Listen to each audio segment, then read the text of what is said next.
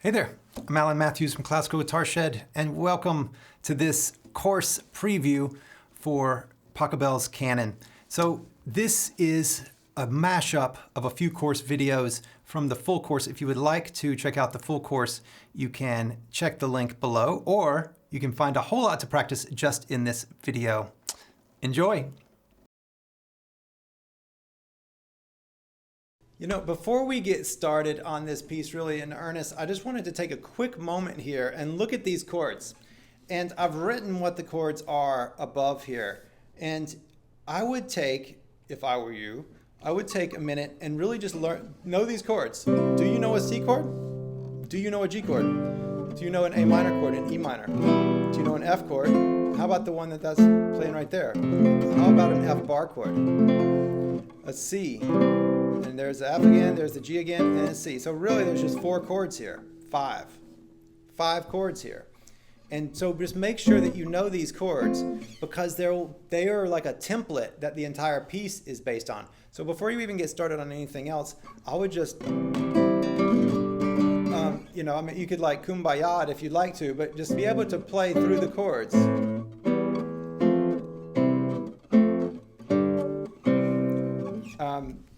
If you don't know the F bar chord, that's okay. We don't actually use it in the piece.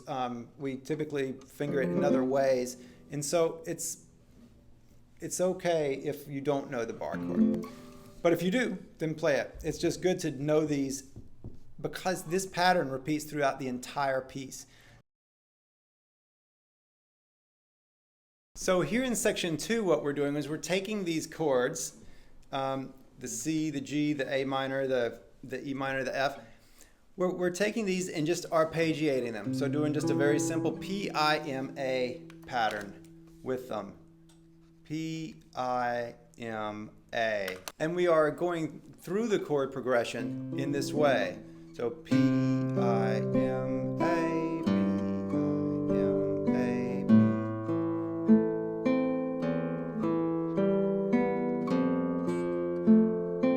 Now we'll talk about some left-hand fingering stuff, but as you're playing these chords, first and foremost, you want to listen to the end of one chord connect with the beginning of another chord. So ideally, this E keeps ringing until after you've played that G. This B keeps ringing until after you've played the A. The C keeps ringing until after you've played the E. This E can just hang on because it's playing, right? This B hangs over till after you play the F. This C, and so on and so on.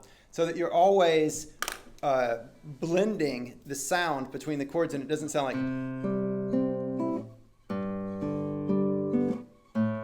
And so one of the things you have to watch out for then to make this happen is your right hand. You don't want to prep all the fingers at the same time like this. You can maybe prep one. When the P plays, prep just that one finger, the I finger, and then put the other 2 down, which is kind of just the P-I-M-A pattern. As a primary arpeggios, if you follow that, if you're doing the arpeggio series on Classical Guitar Shed, then this is a way to break that up so that then it over rings. That's one of the main parts of playing these chords, is keeping it all over ringing. And here we come to section number 5, and in number 5, just to recap what's gone on so far. Chords first, then arpeggios, and then a note at the same time as the bass note, making us imply a little bit of a melody in the. And so we're leading the top note of the chord is now kind of becoming a melody. In the next one, we actually broke into a melody note and a non-melody note. These type of things.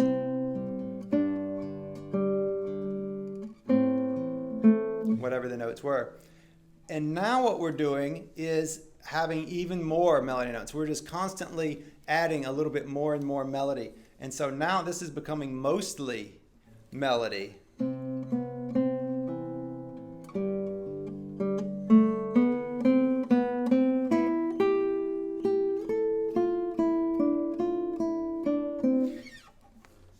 So then the question is, if it's going to be mostly melody, what notes are not the melody. And so I think that's really important to know, because we don't want to bang those out. We want to pull them back into the background. So let's just take a look. And this, one of the ways that we can do this is just look at what doesn't fit in with the other one. So here we're going by step, and then we have this big jump down here, jump back up, jump back down, jump back up. So something in here is not melody, right? This is something in here is now just arpeggio work.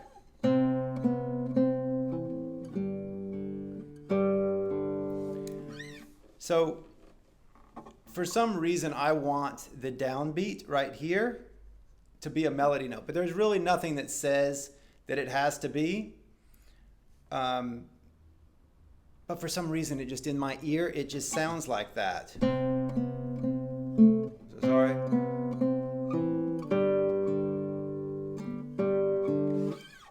So it just sounds like that. So let's just make it one arbitrarily. You could also just think.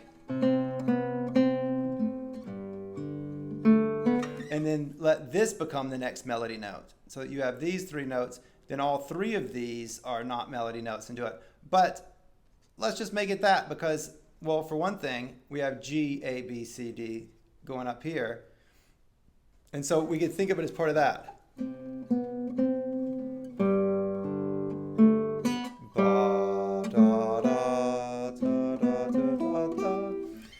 And so that's just a way. These are just decisions we make, right? Because it's not actually written in and implied, and you'll see this a lot in music from this period, and a lot in music in general, you have to decide what's melody and what's not.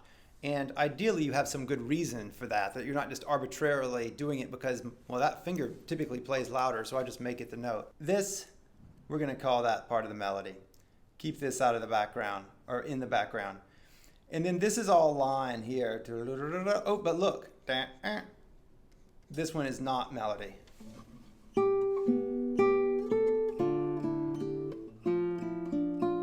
So those are the three notes in this line that are not melody. Looking at the left hand, one, we start with opens, and then 2 and 3. You can use the pinky or the third for this one. It doesn't really matter. Dun, dun, dun, dun. But this you definitely want 2 and 3 fingers. 2 and 3, 2 and 3, and then you're all open again. So we have a lot of nice open strings through here, which is the reason that we transposed it over to this key instead of doing it as in the original key of D, because otherwise we would be playing a B minor right now, and it would be a bar chord, which then, you know, just adds some extra complexity into the left hand. So that's why we're putting it into this key, into the canon in D in C instead of canon in D in D. Yeah, and so then you would put it together, play it slowly, counting aloud. Again, just like before, pop this note, pop this note. 1, 2, and 3, 4, and quiet on this one, loud on that one. Boom. And then back off to that one. Dum, da, dum. So then that is the way. Of course, quick reminder, this is a ton of stuff to do. And if you can't, you probably won't, if you're a human, you probably won't be able to track and do all of this stuff at one time. So go in layers. Get just the hands separately, get them together, bang it out monotone, da, da, da, da, da, da, da, and then put it in with the accented notes, with the long shorts, all these kind of things. It's also a really great thing to do while you're just doing the right hand by itself. 1, 2, and 3, 4, and 1. Something like that. 1, 2, and 3, 4, and 1. Getting that so that it's easy without the left hand before you get all the confusion of that happening in there. And so it's layers. We go in layers. You can't do everything at once, and it's okay too if you don't do it at all, and then you come back after you've learned the entire thing and then do it. But if you completely, as a habit, if you completely neglect phrasing and beautification until the very end, it generally doesn't happen. People who do that generally do not sound good playing. Whenever they just focus just on the notes first and then on the music at the very end, it typically never gets to that point. So you want to put it right into it while you're playing it as much as possible. Going on to the next section. 1 and 2. This is as it appears. Right hand by itself, left hand by itself. Now the slurs, hammer-ons, that's the O and 2, that's the O and 1. Most of the hammer-ons, by and large in here, are open to notes. And when you do the hammer-ons, make sure that you get them in really clean time. Sometimes with hammer-ons, what I see is this type of things. It going too fast. It's still an eighth note.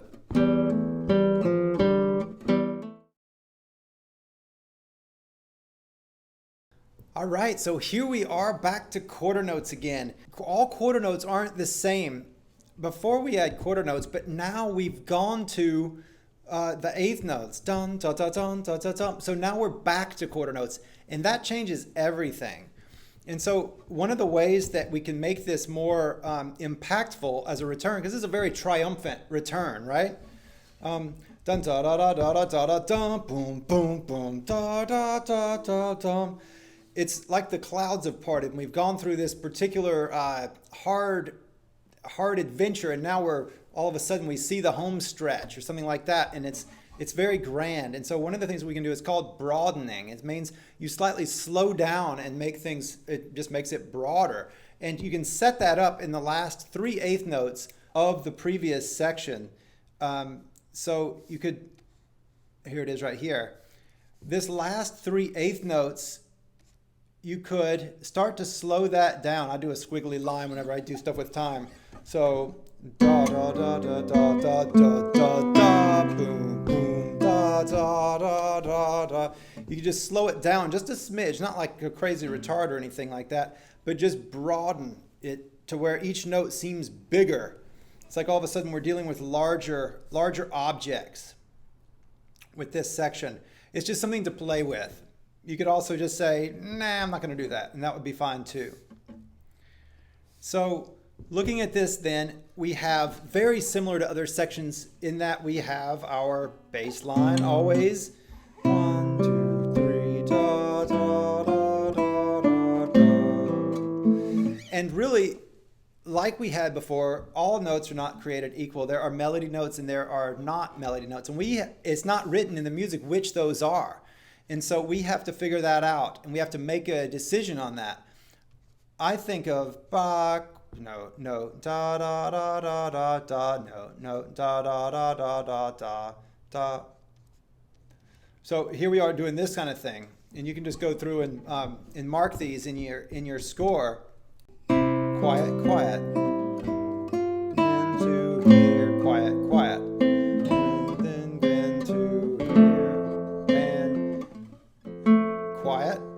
Quiet. That's at the very, that was right there. So, and I stumbled through it, but that would be, I think, something to really focus on within this is choosing what's what and then getting your sound levels to that. Hello again. I hope that you are enjoying this course preview. If you would like to check out this entire course, there's a whole lot more in there. You can check the link below. And when you do, then you get lifetime support for it and lifetime access as well. So you can just work on it anytime, come back to it as you wish. It's a beautiful song, and I hope you've enjoyed going through this bit of it, and there's tons more. So click the link below, and I'll see you in the course. Thanks so much for watching. Bye-bye.